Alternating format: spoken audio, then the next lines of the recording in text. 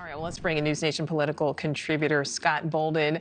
Scott, so great to see you. Thank you for your time. I do want to talk to you about politics and the bigger picture. Obviously, though, we do have to talk about Senator McConnell's big announcement today. How much of this do you think, Scott, has to do this stepping back from leadership? How much of this has to do with his age, with his potential medical issues, and how much of it has to do with how his party is changing?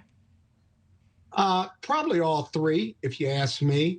I'm not surprised by this decision. I've kind of in the back of my mind often wondered how much more he could do. The two instances where he had the freeze in front of the cameras, it's clearly a health issue, not necessarily an age issue. These kind of what we would call mini instances. My dad suffered from that in his older age, and I've seen it before. And so while he can have mental clarity, you still have those moments, and that's only going to get worse as the older he gets. I think I'm not a medical doctor, but that's my piece vis-a-vis why he's stepping down. He's had a death in the family, his sister-in-law, secondly, and then fighting Trump and fighting MAGA on many fronts as the Senate minority leader, former Senate majority leader. It's a lot of hard work, and you want to win, and winning gets real hard when you're up against someone like Donald Trump that won't go away. So I think it was a combination of factors. All right, so I want to broaden this out now a bit, Scott. So we know McConnell's 82. Right behind him, we have the current president, Biden, who is 81. We have the former president, Trump, who is 77. Let's talk about yesterday's Michigan primary. Biden and Trump both won, but it certainly revealed some cracks in the armor on both sides of this. So first, let's talk about the left. Could this uncommitted protest vote potentially hurt Biden in other states and then ultimately take away some delegates?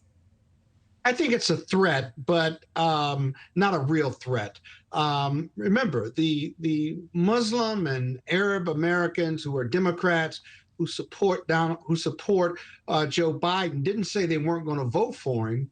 They said they weren't ready to commit to him just yet, simply because they don't support his position with Israel in the Israeli-Hamas war and the collateral damage and the several thousand of Palestinians who have been killed as part of that war. And so there are 8 or 9 months to work on that group of supporters. And I really think that not only is that the ceasefire or temporary ceasefire, these hostages coming home, my prayer and hope is that it gets resolved in the next 9 months, and that the work the Democrats are going to have on that group in Michigan and elsewhere, including young progressive voters, is going to come to fruition. Because in the end, America is going to have a choice between Donald Trump and anarchy and Joe Biden, despite his age. And despite questions of his mental acuity, that he stands for democracy and what's best about sustaining and moving our democracy forward. So it's an issue. Yeah. On the Trump side, 30% of this party, the Republican Party, is really behind Nikki Haley and anti-Trump.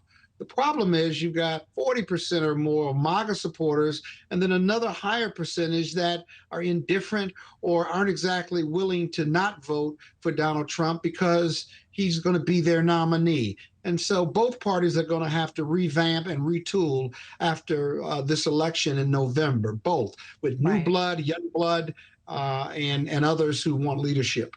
Well, Scott, Trump and Biden are both scheduled to be at the border tomorrow. Allie Bradley walked us through that. Is the border becoming the most important issue right now in this campaign? Yes.